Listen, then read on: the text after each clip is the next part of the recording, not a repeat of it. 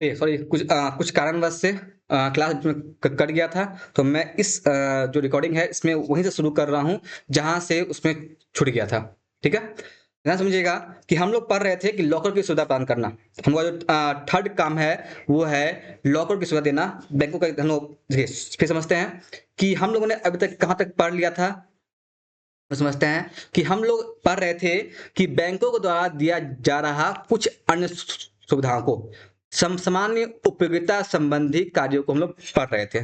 ठीक है, इसमें हम लोगों ने पहला पढ़ लिया था कि एटीएम क्या होता है, एटीएम क्यों आया और क्रेडिट कार्ड क्या होता है। जो सेकंड है वो है आपका लॉकर की सुविधा देना।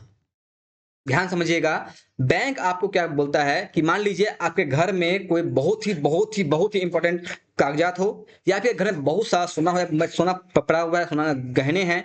तो बैंक बोलता है अगर आप ये फील करते हैं कि आपका वो जरूरी सामान, महंगा सामान घर में सुरक्षित नहीं है, तो आराम से आप मेरे बैंक में आइए। बैंक में आप कुछ अमाउंट दे करके भाड़े पर एक लॉकर ले सकते हैं। उस सामान को आप उस लॉकर में रखिए, चाबी अगर पास होगा, और उस सामान की सुरक्षा की गारंटी वो बैंक लेता है। तो अगर आपके घर में कोई बहुत ही इंपॉर्टेंट कागजात है, या बहुत ही इंपॉर्टेंट गहना है, बहुत ही महंगा गहना है, महंगा सामान है, आप उसे बैंक के पास जाके अपने लॉकर लेकर उसमें रख सकते हैं। तो ये बैंक आपको सुविधा देता है कि आपका सामान सुरक्षित उसके पास रहे।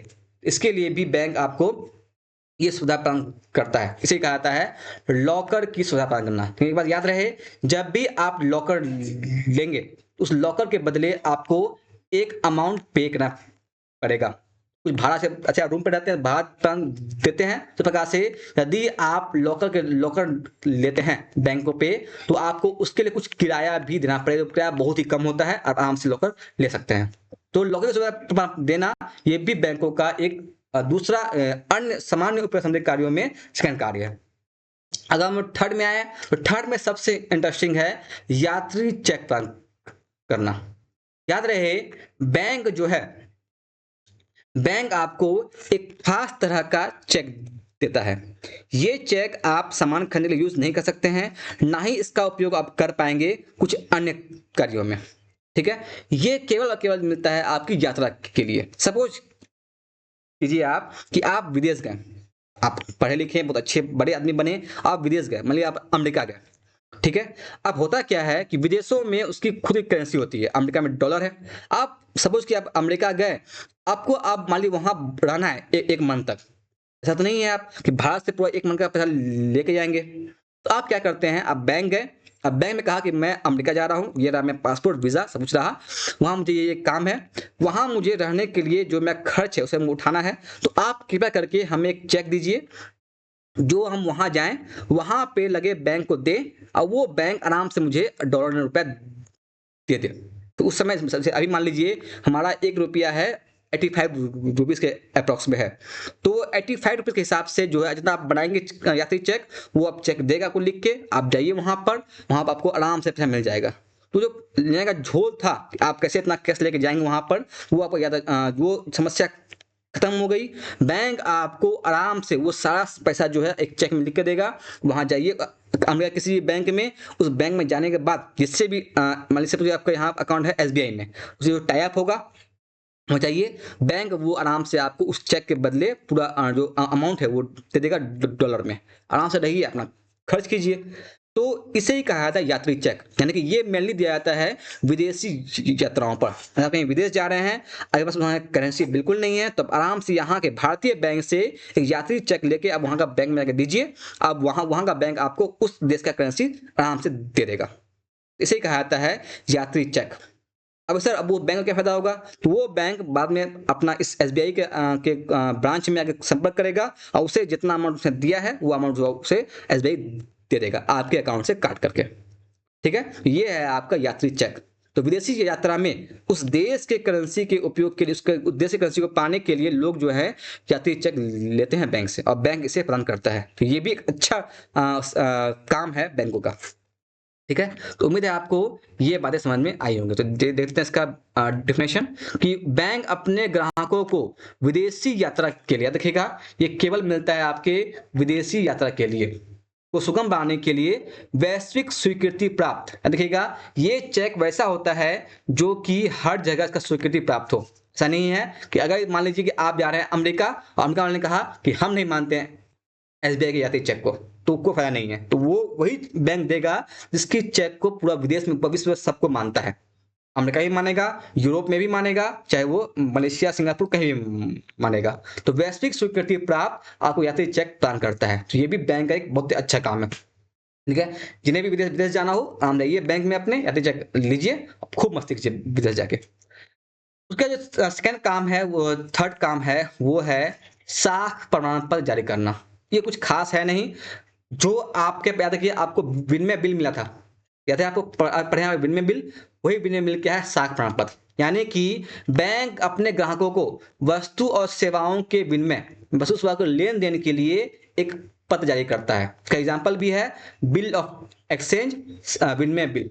ये अच्छा एग्जाम्पल होता है साख प्रमाण पत्र का। इसके अलावा बहुत सारा पत्र होता है जो बैंक आपको देगा। तो साख प्रमाण पत्र भी बैंक जारी करता है। और थर्ड काम जो कुछ इंटरेस्टिंग काम है कि जो कि आप यूज नहीं किए इसको आज तक, लेकिन आप चाहे तो यूज कर सकते हैं। कि मान लीजिए आपको ये जानना हो कि हमारा देश की आर्थिक स्थिति क्या है, या फिर कौन सा कंपनी कितने प्रॉफिट में है, कितने नुकसान में है। तो ये सारा काम जो है आपको एक बैंक करके दे सकता है। ये मेनली यूज किया जाता है शेयर मार्केट में, जहां पे लोगों को इन्वेस्ट करना होता है। तो बैंक उसके लिए सारी आर्थिक गतिविधियों को जांच करके उसे एक देता है पर्ची, ये बैंक, ये जो कंपनी है ये इतने प्रॉफिट में, ये इतने लॉस में, ये इसने इतना का बिजनेस किया, इतना आपका बिजनेस नहीं किया। ए टू जेड देश का हालचाल जो है, आर्थिक हालचाल जो है, सारी हालचाल नहीं, आर्थिक हालचाल। तो आर्थिक हालचाल जो है वो बैंक आपको दे सकता है, अगर आपसे डिमांड करते हैं, ये बैंक का काम है।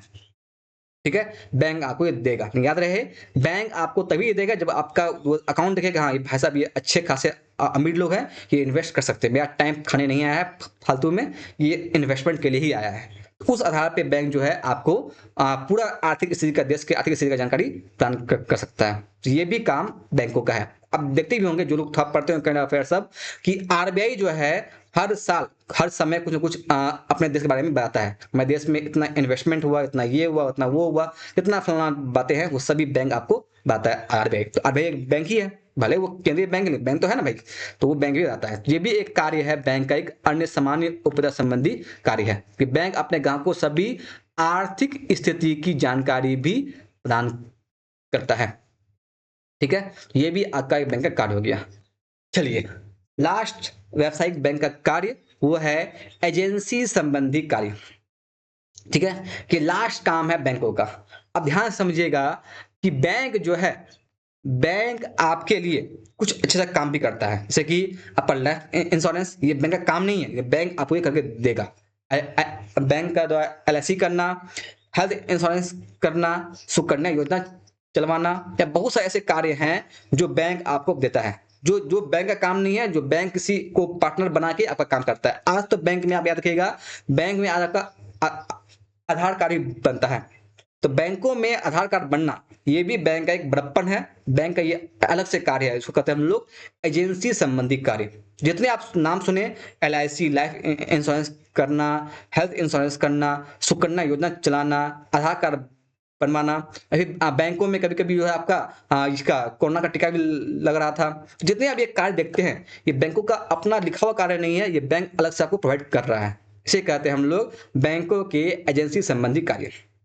ये सारे कार्य बैंकों के हैं, याद रखिएगा। नॉर्मली बैंकों के कार्य इसी कहते हैं। ठीक है, तो ये था आपका लास्ट बैंकों के कार्य में, व्यावसायिक बैंक के कार्य में लास्ट। तो चार कार्य हम लोग पढ़े, रिवाइज कर दे रहे हैं। पहला पढ़े हम लोग जमा राशि स्वीकार करना, ये पहला कार्य था। सेकंड पढ़े हम लोग ऋण प्रदान करना, ये दूसरा कार्य था। थर्ड पढ़े हम लोग सामान्य उपयोगिता संबंधी कार्य, ये थर्ड काम था। और लास्ट पढ़े हम लोग एजेंसी संबंधी कार्य। ये बैंकों के चार कार्य हैं। इसमें हम लोग पढ़ा कि जमा राशि स्वीकार करने में चार तरह का जमा राशि स्वीकार होता है। पहला होता है फिक्स्ड डिपॉजिट, इसको हम लोग एफडी बोलते हैं। सेकंड होता है सेविंग अकाउंट, फिर होता है करंट अकाउंट, फिर होता है रिकरिंग अकाउंट। हिंदी में बोले अगर अस्थायी जमा, संचयी जमा, उसके बाद चालू जमा और आवर्ती जमा। फिर हम पढ़े कि ऋण प्रदान करने में, इसमें भी चार तरह का होता है। एक पढ़े हम लोग, पहले दिखाते हैं आपको, एक जस्ट अ मिनट आपको हम दिखा दें। हाँ गया, हाँ मिल जा हाँ इसमें हम लोग 4 पढ़े थे। पहला पढ़े थे अल्पकालीन ऋण, नगद ऋण, अधिविकास ऋण या अग्रिम और विनिमय मतलब भुगतान। ठीक है? उसके हम लोग पढ़े आराम से कि सामान्य उपसंहरणिक कार्य क्या-क्या होते हैं। तो आपको एटीएम, बैंक आपको एटीएम देगा, क्रेडिट कार्ड देगा, बैंक आपको लॉकर की सुविधा देगा आपके जरूरी कागजात के लिए, बैंक आपको एक विदेशी यात्रा के लिए यात्री चेक देगा और बैंक आपका एक साख प्रमाण पत्र भी देता है।